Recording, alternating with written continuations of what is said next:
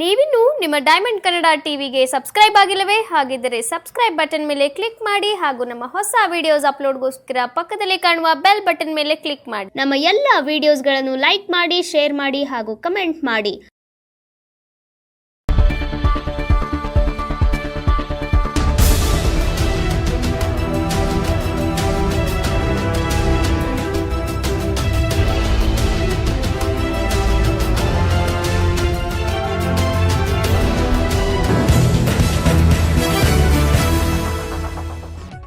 ಮೈಸೂರು ನಗರದ ಕಲಾಮಂದಿರದಲ್ಲಿ ಜಿಲ್ಲಾಡಳಿತ ವತಿಯಿಂದ ದೇವರ ದಾಸಿಮಯ್ಯ ಜಯಂತಿ ಕಾರ್ಯಕ್ರಮ ಆಚರಣೆ ವಿಶೇಷ ಬಗೆಹರಿಸಿಕೊಳ್ಳೋದಕ್ಕೆ ದಾಸಿಮಯ್ಯನವರ ಜಯಂತಿಯಂಥ ಉತ್ಸವಗಳು ಕಾರಣ ಆಗೋದಿದೆಯಲ್ಲ, ಇದು ಒಂದು ದೃಷ್ಟಿಯಲ್ಲಿ ನಾವು ಗಮನಿಸಬೇಕಾದಂಥ ಮತ್ತು ಒಪ್ಪಿಕೊಳ್ಳಬೇಕಾದಂಥ ಸಂದರ್ಭ ಅಂತ ನಾನು ಅಂದ್ಕೊಂಡಿದ್ದೀನಿ.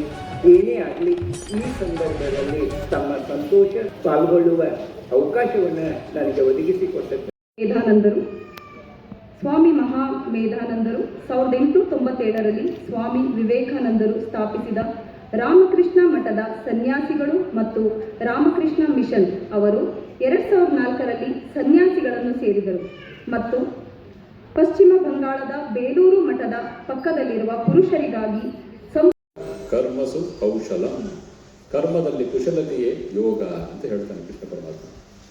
ಮಾಡುವ ಕೆಲಸದಲ್ಲಿ ಕುಶಲತೆ, ಆ ಮಾಡುವ ಕೆಲಸ ಸತ್ಯದಲ್ಲಿ ನಿಂತಿರಬೇಕು. ಹಾಗೆ ಮಾಡಿದಾಗ ಮನಸ್ಸು ಪರಿಶುದ್ಧವಾಗುತ್ತೆ.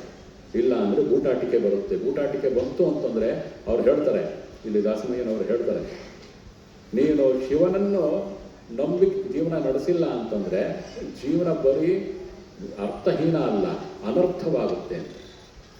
ಶಿವನನ್ನು ನಂಬಿ ಶಿವ ಮೆಚ್ಚುವಂತೆ ಜೀವನ ನಡೆಸಿದಾಗ ಮಾತ್ರ ಜೀವನಕ್ಕೆ ಅರ್ಥ, ಅದರಿಂದ ಶಿವನಲ್ಲಿ ಐಕ್ಯ ಸಾಧ್ಯ.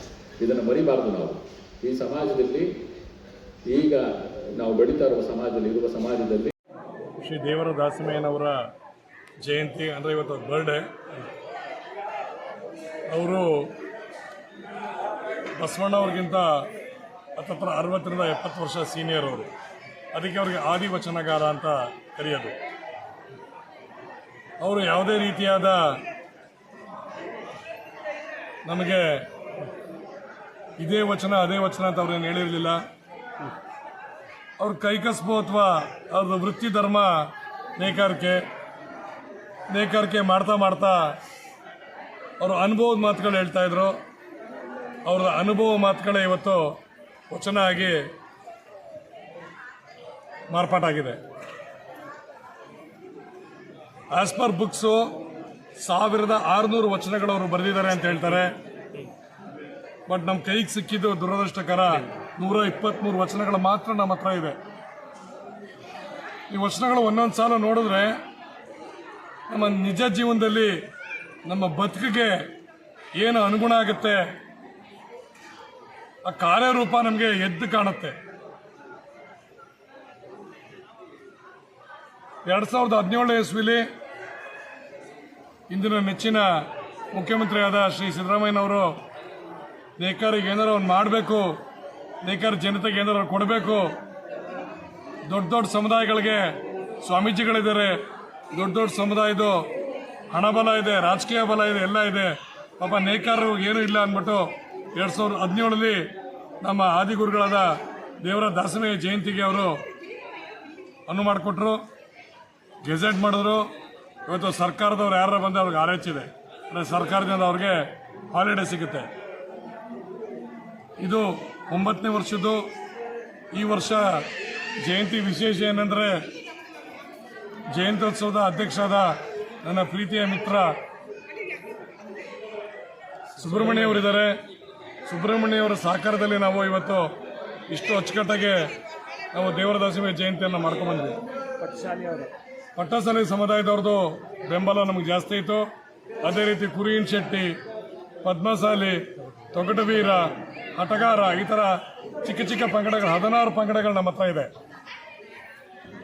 ಇವತ್ತು ಬೆಳಗ್ಗೆ 9:30ಗೆ ದೇವರ ದಾಸಿಮಯ್ಯ ಮೆರವಣಿಗೆಯನ್ನು ನಮ್ಮ ನೆಚ್ಚಿನ ಶಾಸಕರಾದ ಶ್ರೀ ಹರೀಶ್ ಕುಮಾರ್ ಗೌಡರು ನಡೆಸ್ಕೊಟ್ರು. ಅದ್ದೂರಿಯಾಗಿ ಮೆರವಣಿಗೆ ಮಾಡ್ಕೊಂಡು ನಾವು ಕಲಾಮಂದಿರಗೆ 11:00ವರೆಗೆ ಬಂದ್ವು. 11:30 ಸಭಾ ಕಾರ್ಯಕ್ರಮ ಶುರು ಆಯಿತು. ಇವತ್ತು ಆ್ಯಕ್ಚುಲಿ ಸಿದ್ದರಾಮಯ್ಯವರು ಬರಬೇಕಿತ್ತು. ಬರ್ತೀನಿಯಪ್ಪ, ಬಂದು ಕಾರ್ಯಕ್ರಮ ನಡೆಸ್ಕೊಡ್ತೀನಿ ಅಂತ ಹೇಳಿದ್ರು. ಯಾವುದೋ ಕೆಲಸದ ಒತ್ತಡದಲ್ಲಿ ಅವರು ಸಿದ್ದರಾಮಯ್ಯವರು ಬರೋಕ್ಕಾಗಲಿಲ್ಲ. ನಮ್ಮ MLC ಆದ ಡಾಕ್ಟರ್ ತಮ್ಮಯ್ಯನವರು ಬಂದು ಕಾರ್ಯಕ್ರಮ ನಡೆಸ್ಕೊಟ್ರು. ಬೆಂಗಳೂರಿಂದ ನಮ್ಮ ನೇಕಾರ ಒಕ್ಕೂಟದ ಅಧ್ಯಕ್ಷರು ಶ್ರೀ ಸೋಮಶೇಖರ್ ಮತ್ತು ತಂಡದವರೆಲ್ಲರೂ ಬಂದಿದ್ದರು. ಅವರೆಲ್ಲರೂ ಈ ಕಾರ್ಯಕ್ರಮ ನಡೆಸ್ಕೊಟ್ರು. ಅವ್ರಿಗೆಲ್ಲರಿಗೂ ಈ ಸಂದರ್ಭದಲ್ಲಿ ತುಂಬು ಹೃದಯದ ಧನ್ಯವಾದ ಹೇಳಕ್ಕೆ ಇಷ್ಟಪಡ್ತೀನಿ. ಸರ್, ಆಮೇಲೆ ನಿಮ್ಮ ಇದಕ್ಕೆ ನಾವು ಹೇಳ್ತೀರ, ಅವರೇ 2016 ಒಂದು ಸಮೀಕ್ಷೆ ಮಾಡಿದ್ದಾರೆ. ಆ ಸಮೀಕ್ಷೆ ಪ್ರಕಾರ ನಾವು 96 ಲಕ್ಷ ಜನಸಂಖ್ಯೆ ಇದ್ದೀವಿ. ಬಟ್ ನಮ್ಮಲ್ಲಿ ಏನಾಗಿದೆ, ಒಂದೊಂದು ಕ್ಷೇತ್ರದಲ್ಲಿ 50,000 ಅವರೇ, ಒಂದು ಕ್ಷೇತ್ರದಲ್ಲಿ 10,000, 20,000. ತೇರದಾಳ ಅಂತ ಒಂದು ಕ್ಷೇತ್ರ ಇದೆ ಬಾಗಲಕೋಟೆ ಜಿಲ್ಲೆಯಲ್ಲಿ.